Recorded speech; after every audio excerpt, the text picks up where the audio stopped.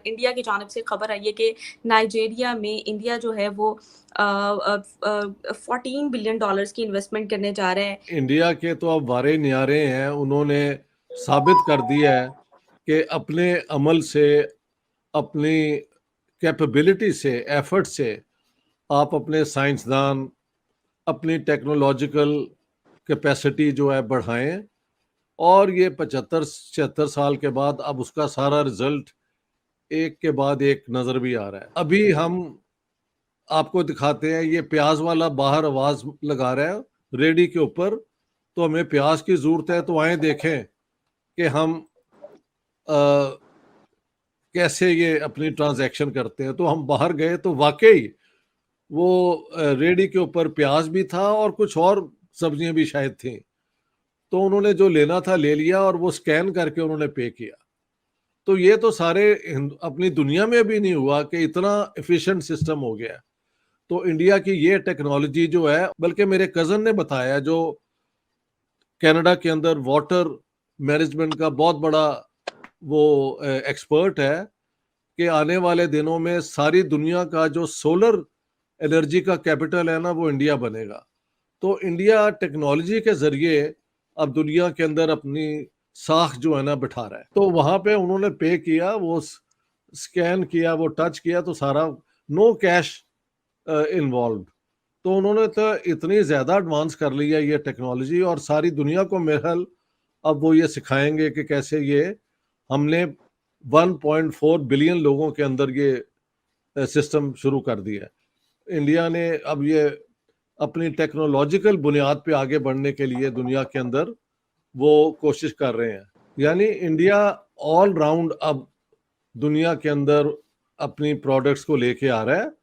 उन्होंने देख लिया है कि कौन सी चीज़ों में उनके पास एडवांटेज है, तो वही वो कर रहे हैं।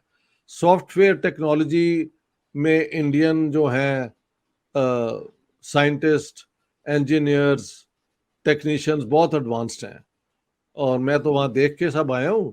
तो अब ये मैंने तो ये स्कैनिंग वाकई वो क्या कहते हैं ना, रेड़े वाले के साथ होते हुए देखी है। वो पे किया उन्होंने मेरे सामने, राम चड्ढा जी ने। तो ये तो ऐसे ही होता है। आउटर स्पेस की टेक्नोलॉजी उन्होंने दुनिया को दिखा दी है कि हम किसी से कम नहीं।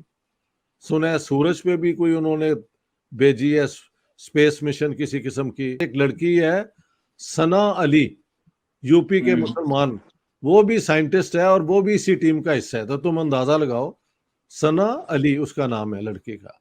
और ये भी होता है कि मुसलमानों को चांस मिलता है या नहीं मिलता, तो उनकी स्पेस मिशन के अंदर ये हमारी मुसलमान लड़की भी उसके अंदर इन्वॉल्व है। यानी लगता है कि इंडिया इन चीजों से अब आजाद होके आगे बढ़ रहा है। तो पाकिस्तान भी क्यों नहीं मतलब इसके ऊपर सोच लेता कि अगर पाकिस्तान भी यूपीआई टेक्नोलॉजी ले ले भारत से? इसका मैं तुम्हें जवाब इसलिए नहीं देना चाहता क्योंकि ये हर प्रोग्राम में मुझसे लोग सवाल करते हैं कि जी पाकिस्तान इंडिया के साथ क्यों ये नहीं करता, वो क्यों नहीं करता। तो भैया ये सवाल आप ये आसिम मुनीर और इन लोगों को पूछें, और ये जो हमारे प्राइम मिनिस्टर हैं, क्या नाम है, मिस्टर काकड़, जिनके बयानात बिल्कुल होस्टाइल टूवर्ड्स इंडिया हैं। तो अगर उनको कोई समझा दे कि ये जरूरत नहीं है, पाकिस्तान कायम दायम है, आपको इंडिया का कार्ड प्ले करने का, एंटी हिंदू कार्ड प्ले करने की कोई जरूरत नहीं है, तो बात ठीक हो सकती है। इंडिया की जानिब से खबर आई है कि नाइजीरिया में इंडिया जो है वो 14 बिलियन डॉलर्स की इन्वेस्टमेंट करने जा रहे हैं। आप इसके पीछे क्या बैकग्राउंड आखिर समझते हैं कि आखिर क्या इसके पीछे सर्कमस्टांसिस हैं जो इंडिया इतनी बड़ी इकॉनमी होने के बावजूद जो है वो ना सिर्फ उसने अपने मुल्क में अपनी कंट्री को जो है कंट्री की इकॉनमी को बेहतर किया, 5वीं बड़ी सुपर पावर है इंडिया, और आने वाले टाइम में रिपोर्ट्स ये कह रही हैं, आर्टिकल्स ये कह रही हैं, प्रेडिक्शंस ये कह रही हैं, और स्कॉलर्स की थिंक टैंकर्स की प्रेडिक्शन भी यही कह रही है कि इंडिया आने वाले टाइम में 3rd रैंक पर स्टैंड करेगा और चाइना और जापान को चाइना कह रही हूँ, जर्मनी और जापान को बीट कर देगा। आप इस बारे में क्या कहना चाहेंगे कि अब इंडिया अपनी कंट्री की को मतलब खूबसूरत तरीके से आगे लेकर जाते जाते दूसरी कंट्रीज को भी सपोर्ट करा? 14 बिलियन डॉलर्स एक बहुत ह्यूज इन्वेस्टमेंट है जो कि नाइजीरिया में करना चाह रहा है। आखिर किन किन फील्ड्स पर इंडिया जो है 14 बिलियन डॉलर्स की इन्वेस्टमेंट करेगा नाइजीरिया में, और क्या क्या इसका पूरा बैकग्राउंड हमारे व्यूवर्स को बताइएगा। देखिए, वो गवर्नमेंट टू गवर्नमेंट इन्वेस्टमेंट नहीं है, प्राइवेट इंडिविजुअल की इन्वेस्टमेंट है।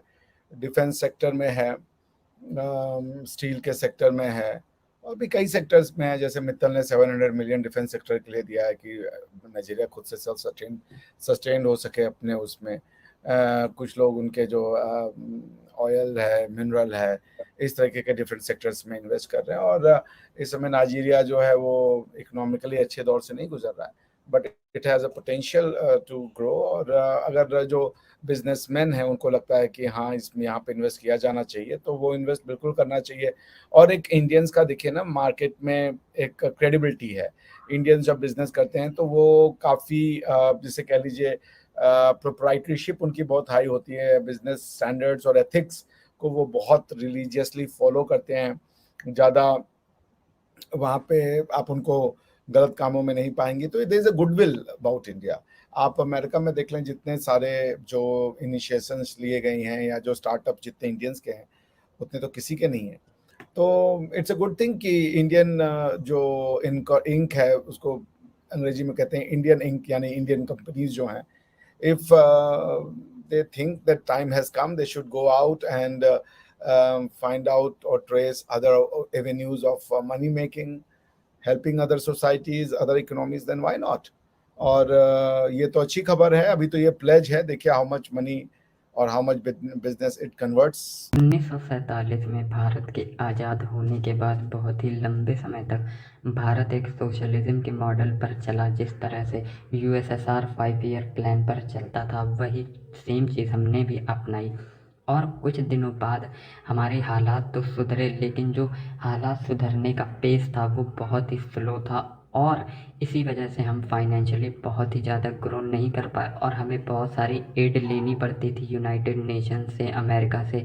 और कई बार इस दौरान हमारी बहुत ही बेइज्जती भी होती थी। जैसे कि अमेरिका ने एक बार हमें वो गेहूँ दिए जो कि वो खुद अपने यहाँ सुअरों को खिलाते थे। लेकिन धीरे धीरे भारत के लोगों ने मेहनत करी और भारत काफ़ी बड़ी इकोनॉमी बनते ही अपने सारे हालात को सुधारने लगा, खासकर फाइनेंशियल। और आज भारत का जो पर कैपिटा इनकम है वो लगभग $2500 के आसपास है, जो कि आज़ादी के समय महज कुछ $100 भी नहीं था। और अब हालात ये हैं कि हम दुनिया की 5वीं बड़ी इकोनॉमी है, और इसीलिए अब हमने स्टार्ट कर दिया है एड देना दूसरे मुल्कों को। अब हमने अफ्रीका के सबसे ज़्यादा पॉपुलेटेड कंट्री नाइजीरिया को $14 बिलियन की इन्वेस्टमेंट के लिए प्लेज करी है।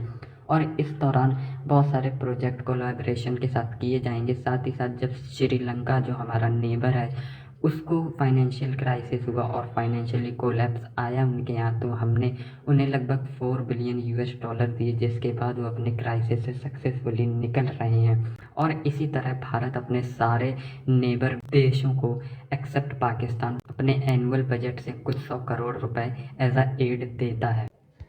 वहीं दूसरी तरफ पाकिस्तान मीडिया में ये खबरें चल रही हैं कि जहां हम एक तरफ $1 बिलियन के लिए IMF के पैरों में पड़े हैं, वहीं भारत किसी को $4 बिलियन दे रहा है, किसी को $14 बिलियन दे रहा है। और इसी के साथ उनकी जो टू नेशन थ्योरी है वो कितनी फ्लॉड थी ये भी दुनिया के सामने आ चुकी है।